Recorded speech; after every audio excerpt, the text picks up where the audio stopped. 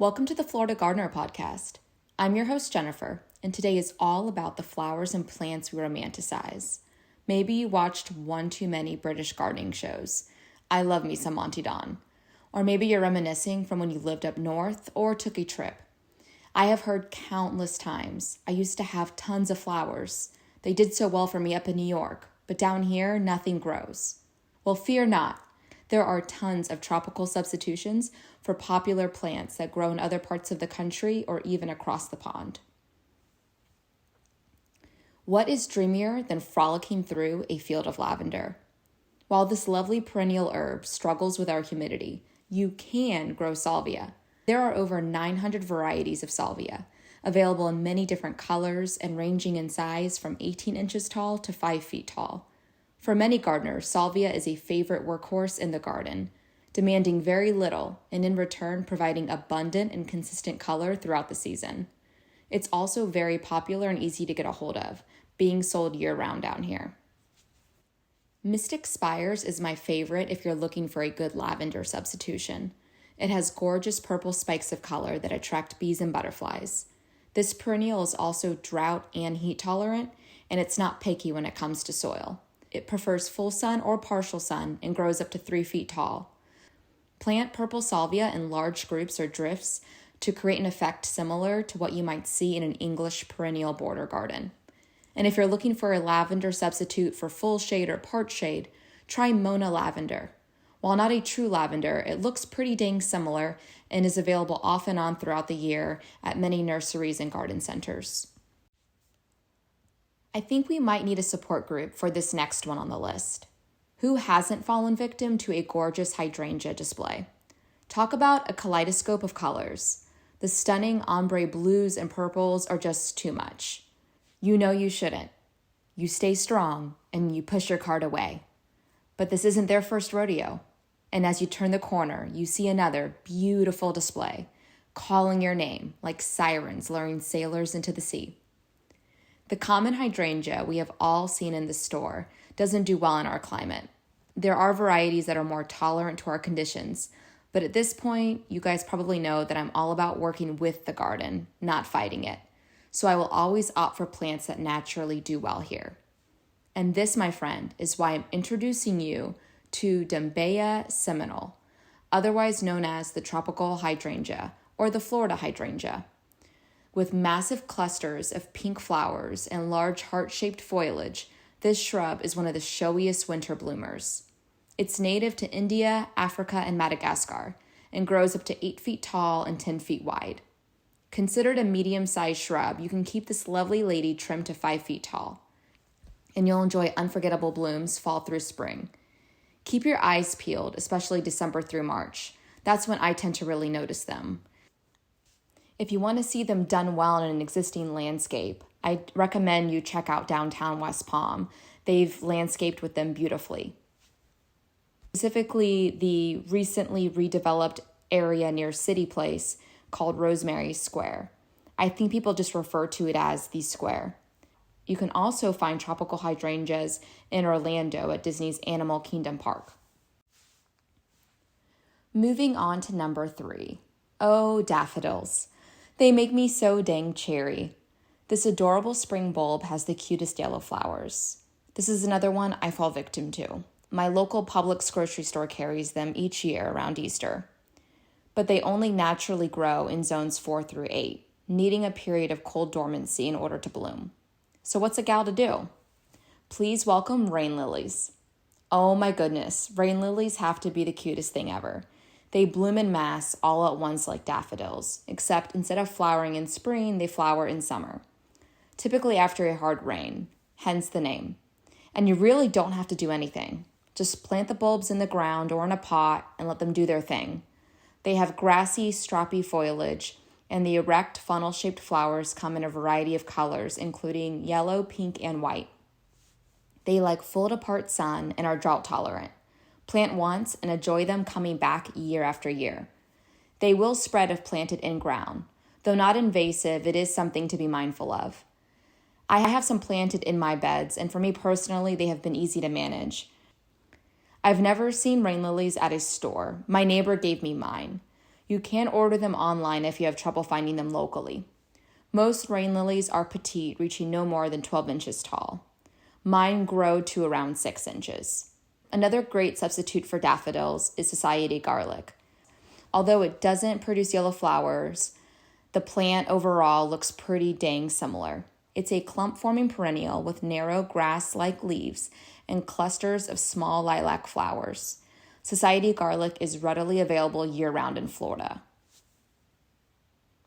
If you appreciate Asian-inspired gardens, and you've hoped, dreamed, and wished you had the ability to grow a Japanese maple in Central or South Florida, you're going to love number 4, which is Hibiscus mahogany splendor. Before you start jumping to conclusions, let me go ahead and say this. It looks absolutely nothing like your typical hibiscus. Mahogany splendor, also known as red leaf hibiscus or cranberry hibiscus, has rich burgundy foliage with palmate leaves that resemble Japanese maple leaves. It also has pretty pink or red flowers, but let's be honest, the striking foliage is the star of the show with this guy. You're buying this plant for its unique leaves. Any flowers are just a bonus. Like most hibiscus, this one likes to be watered and prefers full sun to part sun, typically growing 3 to 5 feet tall. I rarely see it in garden centers, so keep an eye out. If not, you can always order it online. A lot of people move to Florida to, how do I say this politely? Die. But don't worry, because tulips are shipped here from around the world for the very same reason. Okay, I know I'm making this weird, so I'll stop. But you have to admit this is accurate. Have you ever had a potted tulip last more than a week? And tulips as cut flowers? Just forget it. I kind of feel bad for them. Like we are sending tulips to Florida to live out their last days. But as long as we keep buying them, they'll keep shipping them here, I suppose. That's why I'm proposing that we immediately change course. And moving forward, we purchase and use curcuma in the same way as tulips. Curcuma is a type of flowering ginger. It originates in Thailand, and although related to edible ginger, this one is purely decorative. While not 100% identical to tulips, this has to be the closest thing we have to a tropical version. I mean, even the foliage looks similar to tulip foliage. Now, you specifically want curcuma alismatifolia. I can't pronounce that, so I'll just spell it for you. So it's curcuma, Curcuma, and then separate word, ALIS, M as in Mary, ATIFOLIA. They also go by the nickname Siam tulip, SIAM, as in Mary, tulip. Although I've always just referred to them as curcuma. And the best part? Their cupped flowers last forever, making them a fantastic cut flower.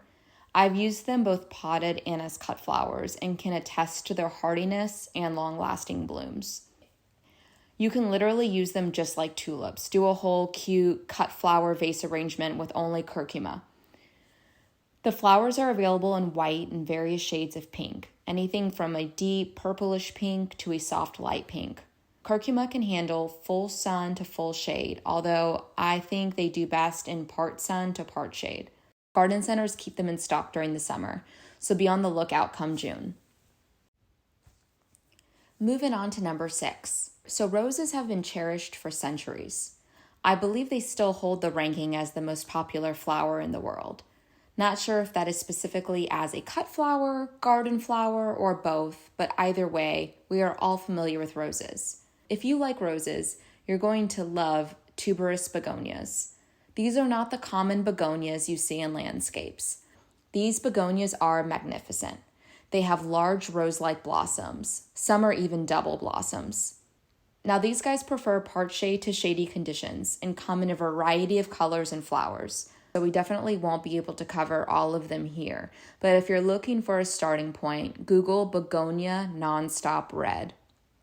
It is literally the rose of shade gardens. Huge scarlet rose-like blooms. Some are fluffy doubles and others are single blooms. They reach 12 inches tall and 14 inches wide, staying pretty compact. so this makes them a perfect front of the border plant, or you can plant them in a container. If it's climbing roses you prefer, look no further than the mandevilla vine. The origin of the mandevilla vine, also known as rock trumpet, can be traced back to a few different regions, but many of the species come from Brazil. It can't get enough sun or heat, so this is a perfect plant for those warm, sunny areas of the yard. The flowers are available in pink, red, and white, and it's sold almost year-round in garden stores, so you shouldn't have any trouble snagging this little lady. So where are all my poppy peeps at? There are many types of poppy flowers, including the popular oriental red poppy and the classic orange California poppy. Aren't they just adorable? Although you can technically grow poppies down here, they prefer a lower level of humidity. Florida's a bit muggy for them. Well, move over poppies. There's a new sheriff in town. Everyone meet Coreopsis, also known as tick seed. While they don't have tissue paper-like blooms, they remind me very much of poppies, as these wildflowers have small, delicate blooms and slender, dainty stems, very similar to poppies. They are a darling North American native wildflower. There are tons of different types and varieties of Coreopsis depending on where you are located. Here in Florida, we have many to choose from. They are most commonly seen in shades of yellow or gold. The one I grow is called Golden Mane, and it is a golden yellow with a reddish-brown center. This one specifically I purchased through the Florida Native Wildflower Co-op and started from seed. If you're looking for a substitute for the oriental red poppy, look no further than Coreopsis Lime Rock Ruby. And if you want a substitute for the orange California poppy, check out Coreopsis Darling Clementine. You can usually find some type of Coreopsis at a garden center during the spring or summer months. However, the availability is limited. Whether starting from seed or purchasing a mature rooted plant, I would buy this one online. Moving on to number 8. If you love snapdragons, you need to try Liatris. Also known as blazing star or gay feather, this Florida native is a showstopper. Liatris has unique flower heads featuring tiny star-like blossoms arranged around a long, upright bottle brush spire. The pure species has bright purple flower spikes, but there are also pink and white cultivars available. The grass-like leaves remind me of rosemary. They are narrow and inconspicuous. Now, this isn't the easiest plant to grow, so I recommend purchasing this flower as a rooted mature plant or as corms. Starting from seed has proven difficult, at least for me. I was able to get some started from corms, but in the future, I'll be buying them as rooted plants only. Despite giving me a bit of trouble in the garden, I definitely know they do well here, so I'm not giving up. I've seen huge masses of them occurring naturally, especially in the Jensen Beach area. It was such a gorgeous sight to be seen. When you see a large group of them, it's a showstopper. Beatrice might just be my favorite native wildflower. It also makes an excellent cut flower. I recommend finding a good local native nursery that carries rooted Liatris. Some types of Liatris prefer dry upland areas and others prefer wetter conditions, so your native nursery should be able to help you find the perfect one. Now, peonies have been the it flower for a while now, especially in the cut flower world. They need cold winters for bud formation, so unless you plan on placing an order with your florist, you should probably just forget this plant because they are going to struggle growing in the sunshine state. But good news. Are you seeing a trend here, by the way? I let you down and then I bring you back up, this time with the hibiscus. More specifically, magenta, chiffon, rose of Sharon. This is another one that is nothing like the hibiscus you are familiar with, so go ahead and throw that out the window. The large, full double blooms on this hibiscus look like magenta powder puffs, each packed with lots of ruffled petals that create a slightly frilly effect. It's so dreamy. You'll quickly forget about peonies if you're lucky enough to have one of these in your yard. And like other hibiscus, this lady enjoys sun and being watered. If you want this one specifically, you'll probably have to order it online. However, there are many double hibiscus on the market, and local nurseries do carry some. You'll probably just want to call ahead and check before driving down. Dahlias are another favorite flower for many gardeners. They can be grown down here, but it takes some work, especially if you're in South Florida. So instead, let me introduce you to number 10 on the list, Begonia Prima Donna Sunburst.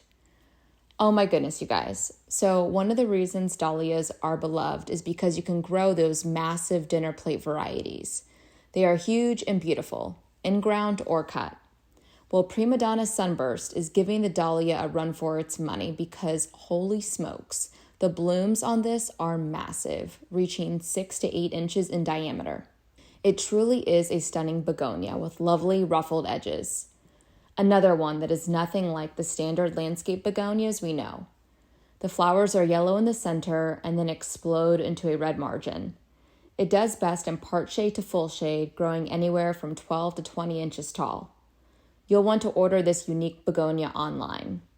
All right, if you've made it this far without me boring you, congratulations. You're as nerdy as I am when it comes to this stuff. And as a way of saying thank you, here are 2 more plant doppelgangers. Bamboo can absolutely be grown down here, and very well. So this one's a little bit different than the 10 that we've discussed. However, many people are intimidated by it. Even if you purchase a clumping variety, which is supposed to be easier to manage, it's still bamboo, and it'll slowly spread and grow rather large if not kept in check. So let me introduce to you tiger grass. Now, it's not related to bamboo in the least bit, but it looks pretty frickin' similar. Seriously, you need to look this up. It's a fast-growing, clumping ornamental grass, maxing out at 7 to 10 feet tall and 6 feet wide. The shoots are firm, but not to the point where you can't cut them if they need to be trimmed. I really like that about this. Tiger grass makes an excellent privacy screen or a welcomed addition to an Asian-inspired garden. And if you decide you don't want it in your landscape anymore, it's as simple as just digging up the clump and removing it. I had tiger grass for a few years, never had any issues with it spreading out of control, and since removing it 3 years ago, I have not once had a random shoot pop up out of the ground. Now, you're not going to find this at your common landscape nursery. You're going to want to contact nurseries that specialize in bamboo. They usually carry tiger grass, or they'll know where you can find it. Moving on to the final doppelganger, painted leaf. We all know Christmas poinsettia, but are you familiar with our native Florida poinsettia? Painted leaf, also known as Florida poinsettia or wild poinsettia, is related to the common Christmas poinsettia, which is indigenous to Mexico and bears larger, more striking red bracts. Painted leaf is actually native to parts of North America, including Florida. And while it does have some red on its leaves, it isn't covered entirely. You won't find solid red leaves on this guy like the Christmas poinsettia. Although for anyone that doesn't know, the Christmas ones aren't always red. They are green until the days get shorter, but more on that some other time. Anyway, the tiny leaves on paint leaf attract pollinators, and birds enjoy the seeds. Surrounding the flowers are leafy bracts with red bases, giving the plant its common name. All right, so that wraps up episode 8 of The Florida Gardener. We will see you next week for episode 9. And in the meantime, if you'd like to download one of my Etsy garden templates or check out my social, you can access everything through my website, rootsredefined.com. That's roots, R-O-O-T-S, redefined, R-E-D-E-F-I-N-E-D.com. All right, thanks guys. We'll see you again soon.